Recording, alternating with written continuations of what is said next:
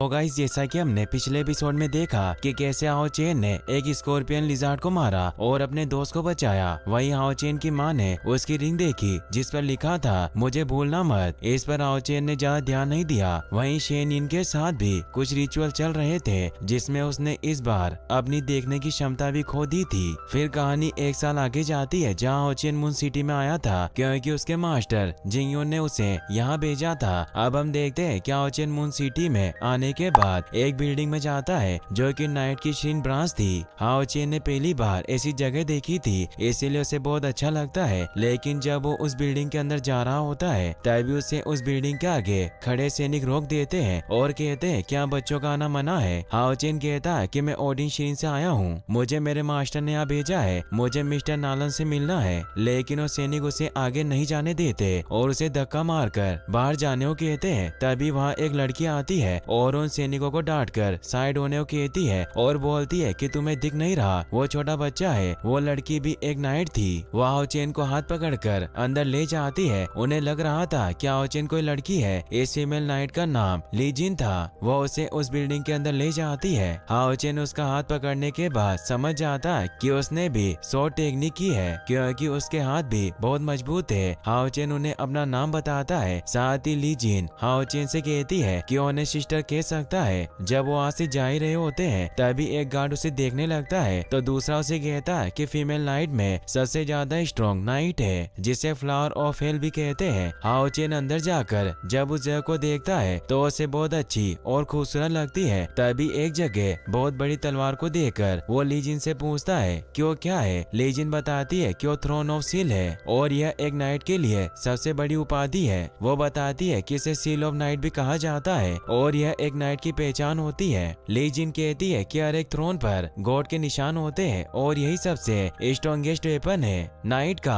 आगे ली जिन बताती है कि ये सिर्फ 9वें लेवल नाइट के पास सील नाइट होती है। हाओ चेन कहता है सील नाइट तो बहुत स्ट्रॉन्ग होंगे। ली जिन कहती है कि हाँ वो बहुत ताकतवर होते हैं। ली जिन बताती है कि एक सील नाइट ने बहुत सारे डीमंस को भी मारा है। हाओ चेन ली जिन से पूछता है कि यह सिर्फ 6 थ्रोन क्यों है अगर ये काफी ना हुए तो। जिस पर ली जिन कहती है कि क्या तुम सील नाइट को कमजोर समझ रहे हो, अभी यह सिर्फ 3 सील थ्रोन्स हैं, बाकी के 3 अपने ओनर को ढूंढ रहे हैं। जाते हुए हाओ चेन एक बार फिर मुड़कर थ्रोन ऑफ सील को देखता है। अब आगे जाने के बाद हाओ चेन ली जिन से कहता है आपको बाहर उन्होंने नाइट कहा तो ली जिन बताती है कि वो एक 3rd लेवल नाइट है। हाओ चेन कहता है कि मैंने कभी एक फीमेल नाइट नहीं देखी। ली जिन कहती है तुम चिंता मत करो, तुम्हें बस अपने ऊपर भरोसा रखना चाहिए, तुम भी यह कर सकती हो जैसे मैंने किया। ली जिन अभी भी हाओ चेन को एक लड़की समझ रही थी। हाओ चेन कहता कि मैं सच में एक लड़का हूँ, लड़की नहीं। वो ये बता ही रहा था तभी वहाँ लानन शू जो कि Lord of the moon temple थे वो वहाँ पर आ जाते हैं। आते ही वो ली जिन से पूछते हैं ये छोटी लड़की कौन है। हाओ चेन परेशान होकर कहता है मैं लड़का हूँ, लड़की नहीं। ली जिन कहती है कि हम बस अभी मिले, ये मेरा भाई है।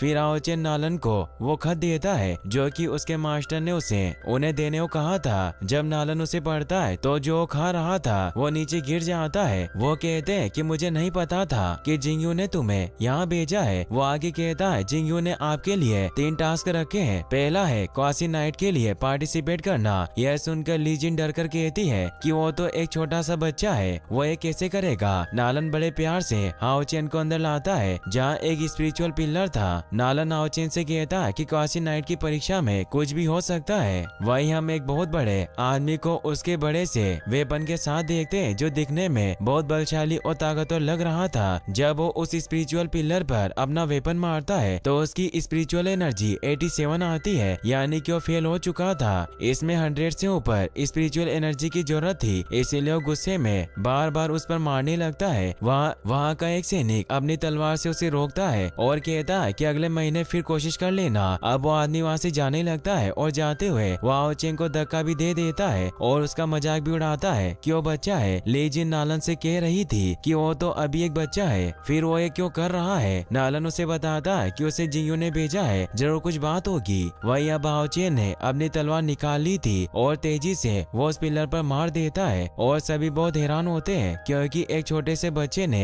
एक नया रिकॉर्ड बना दिया था। उसकी स्पिरिचुअल एनर्जी 107 आई थी। हाओ चेन पूछता है कि मैं अब क्वासी नाइट हूँ। नालन बहुत खुश होकर कहता है तुम मून टेम्पल की हिस्ट्री के सबसे छोटे बड़े और सबसे ज्यादा टैलेंटेड नाइट हो, क्योंकि आज से पहले कभी किसी की स्पिरिचुअल एनर्जी इतनी नहीं आई है। वो आदमी जिसने हाओ चेन को धक्का दिया था वो वापस आता है और कहता है ये तो चीटिंग है, इसने कुछ न कुछ किया है। ली जिन सामने आकर कहती है कि तुम मून टेम्पल की ईमानदारी पर शक कर रहे हो। वो आदमी कहता है तुम नाइट हो क्या? ली जिन कहती है कि क्या तुम्हें कोई प्रॉब्लम है? तभी नालन उन्हें दूर करते है, लेकिन वो आदमी अब भी नहीं रुकता और वो नालन की गर्दन पर हाथ रखता है। तभी वो बहुत तेजी से दूर जाकर गिरता है। तभी वहाँ का सैनिक कहता है अगर तुमने और कुछ करा तो मैं तुम्हें दोबारा परीक्षा नहीं देने दूंगा। ये सुनकर वो चला जाता है। अब हाओ चेन नालन से पूछता है कि मैंने पहला टास्क पास कर लिया क्या? वो कहते हैं कि हाँ। फिर वो उसे दूसरे टास्क के बारे में बताते हैं कि तुम्हें क्वासी नाइट बेच लेना होगा, जिसके लिए तुम्हें तीसरे नाइट को हराना होगा 15 मिनट के अंदर। और तीसरी नाइट खुद लिंजी थी। इसके बाद उन दोनों के बीच में लड़ाई शुरू होती है। लीजिन कहती है मुझसे जीतना आसान नहीं होगा और फिर वो मैजिक से अपनी तलवार ले आती है। साथ ही हाओ चेन भी अपनी दोनों तलवार निकाल लेता है और ली जिन की तरफ बढ़ता है। तभी वो अटैक कर देती है जिससे हाओ चेन बच जाता है। फिर वो भी अटैक करता है पर वो ज्यादा खतरनाक नहीं था। लेकिन कुछ ही देर में दोनों के बीच बहुत खतरनाक लड़ाई शुरू हो जाती है और हाओ चेन ली जिन के ऊपर भारी पड़ता है। ली जिन कहती है मुझे फॉर्मेशन बनाने पर मजबूर मत करो। उसके यह कहते ही वो फॉर्मेशन बना लेती है जिससे हाओ चेन दूर जाकर गिरता है। हाओ चेन यहाँ व्हाइट स्वॉर्ड का भी इस्तेमाल करता है जिसे देखकर नालन भी बहुत ज्यादा हैरान होता है क्योंकि एक सीक्रेट स्किल थी। अंत में जब ली जिन हाओ चेन को मारने वाली थी तभी वो डिवाइन डिफेंस का इस्तेमाल करता है जिससे सभी शॉक्ड रह जाते हैं क्योंकि इसका इस्तेमाल सिर्फ जिंगयू ही करते थे। यह एक 6th लेवल नाइट स्किल थी और एक छोटा बच्चा तो इसे कभी नहीं कर सकता था, लेकिन हाओ चेन ने उसे बड़ी आसानी से कर लिया था। ली जिन कहती है हाओ चेन ने कैसे सीखी? नालन कहता है जिंगयू के पास यह सिखाने का अधिकार है। ली जिन पूछती है यह जिंगयू कौन है? जब नालन हाओ चेन की तरफ देखते हैं तो हंसते हुए ली जिन की बात टाल देते हैं और बाद में बताने को कहते हैं और फिर हाओ चेन को उसकी क्वासी नाइट भेज देते हैं। मतलब हाओ चेन ने 2 टास्क को पूरा कर लिया था।